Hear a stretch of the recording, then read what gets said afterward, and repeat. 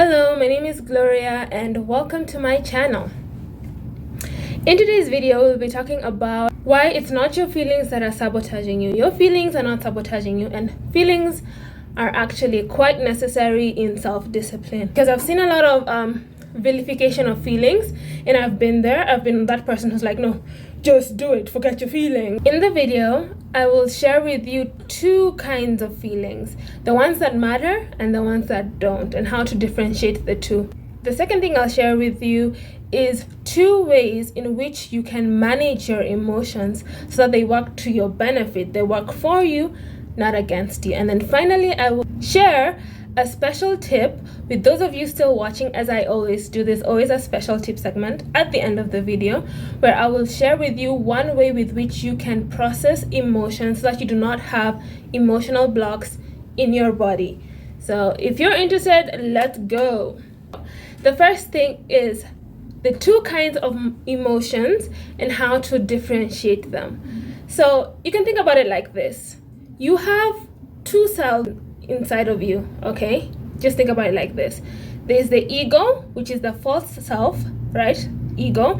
And then there's the real you, or the you in the quantum, or the you that you desire to be, okay? Think of these two selves existing inside of you.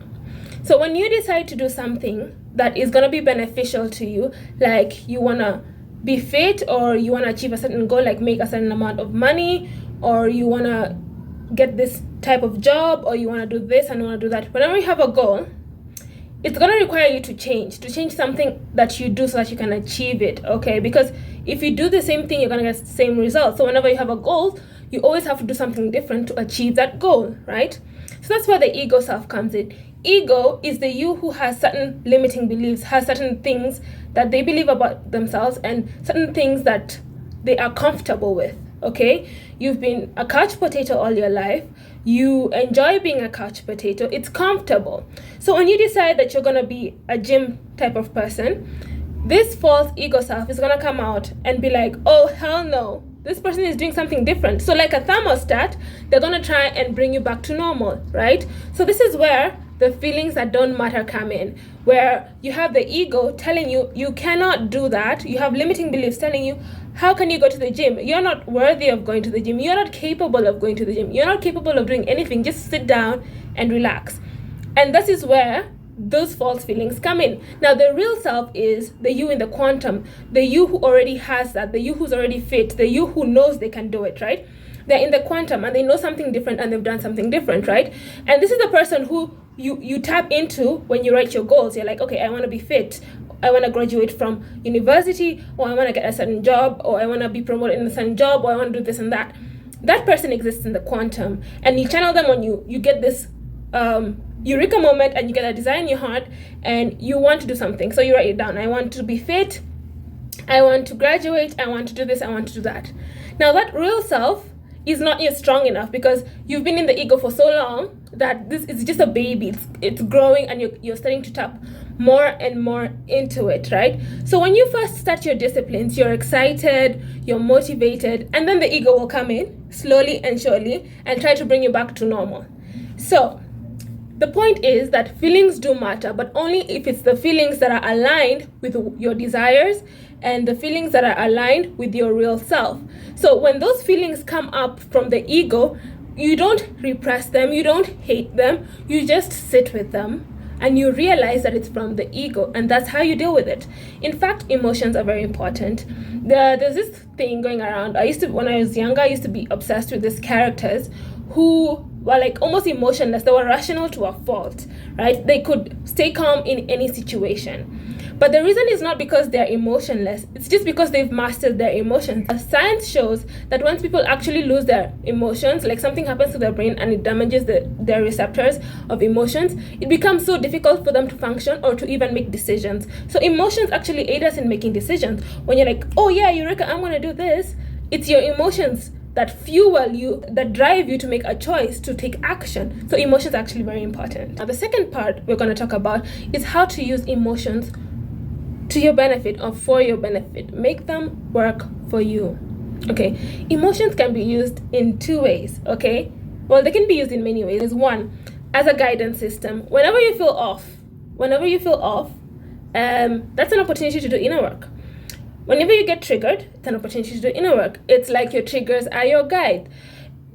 If you never got triggered, you'd never know that you needed to work on something. We are all very nice, calm, rational people when things are going well. But when they're not going well, that is when you truly know how far you've come in your inner work, how you react to triggers. So if you can use triggers and your emotions as a way to figure out what it is you need to work on, then great. You'll have saved thousands and thousands of dollars upon therapy and coaching and all that, because you have used your triggers as your guide. So for example, somebody talks to you, blah, blah, blah, and you get angry. And you're like, that person made me angry. Instead of removing all your personal power from yourself and putting it to that person, why don't you come back inside and ask yourself, okay, what is it about this situation that made me angry? Why am I angry? Would this situation make somebody else angry? Would this situation make a higher version of me angry? That's how you use your triggers as your guide. And then you journal about it and then you figure it out. Okay? Speaking of, I have an affirmation manifestation journal that takes you through these things, right? It instills the habit of journaling into you, which is priceless, because journaling is a keystone habit. It's something that you're going to use for the rest of your life, okay? And if you can get this right, every day you'll be growing, every day you'll be identity shifting, and every day you'll be attracting more and more into your life, okay? Now the second part of feelings is the feelings give you a preview of your desires, okay? It means that when I feel good about something, it's giving me a preview of how I would feel if I had that thing which I desired. If I feel good right now, I'm definitely going to feel good when I graduate. I felt really, really good when I became a practicing lawyer, when I was admitted to the bar. I felt very good. So if I'm feeling very good right now, I'm feeling accomplished, I'm feeling great, isn't that a preview of what I'll feel like when those things do come? Think about it that way. It's like an attraction. You're creating neural pathways. Some people, let's say they've been born with a lot of privilege, a lot of wealth, but they don't even see it. They don't have the neural pathways to be excited about the things they have. If you can't feel happy now, then you won't feel happy about it later. If you're complaining about it now, you're sure as hell gonna complain about it later. Like, I was talking to my workmate about this, and he said that back in the day, he had so little money, he was struggling, he was living in a small studio apartment and everything. And then later on, he got more and more, and then he expanded his lifestyle to meet his new income.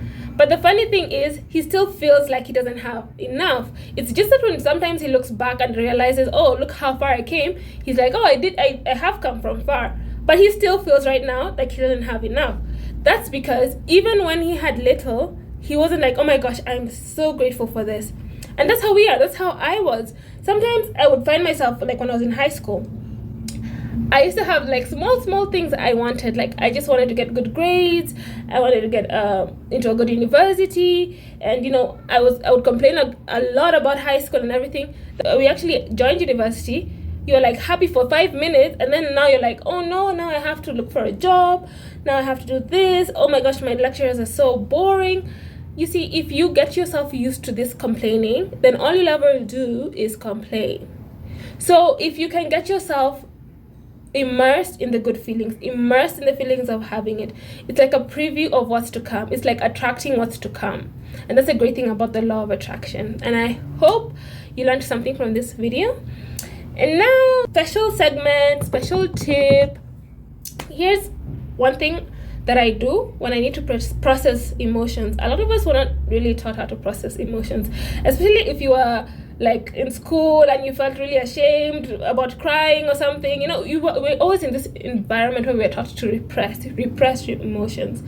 But that's not how emotions go away. Emotions, you can think of it as energy in motion. And if you want the emotions to be processed and released, you need to let them be. You need to let them, to feel them, basically, to let them be, okay? So how do we do that? Here's one way. It is to create space. The next time you feel uncomfortable, you feel, oh, I feel something somewhere in my body, okay? Somebody says something and you're triggered. Instead of immediately lashing out or immediately, doing something, feel where you feel that emotion in your body, okay? recognize where you feel it in your body. And then instead of looking for something to do, which was my expertise, I would always like, put on Netflix, put on something, find a good novel to read. Like you're running away from your emotions. Sit with it. Just sit with it. It may take 5 minutes, it may take 10 minutes, whatever. Just sit with that emotion. Recognize where it is. Feel it. Just be like, okay. Create that space you need to feel it. Don't go and pick something to do or that to do. No. Sit with it. Sometimes you'll cry. Sometimes you'll need to release that. Sometimes you just be like, I feel it in my chest. I feel it. Just feel it. And when you do feel it, I promise you, it will go away. Like when you're upset about something, just acknowledge I'm upset about this and then sit with the emotion, work through it, and then release it. But the thing not to do is to try and fill the void with things. Try and feeling no. To feel the emotions, you need to create space. I hope you enjoyed that, and the link to my journal is in the description box. Those who are interested in 100 days of journaling challenge with that journal, please feel free. The link is in the description.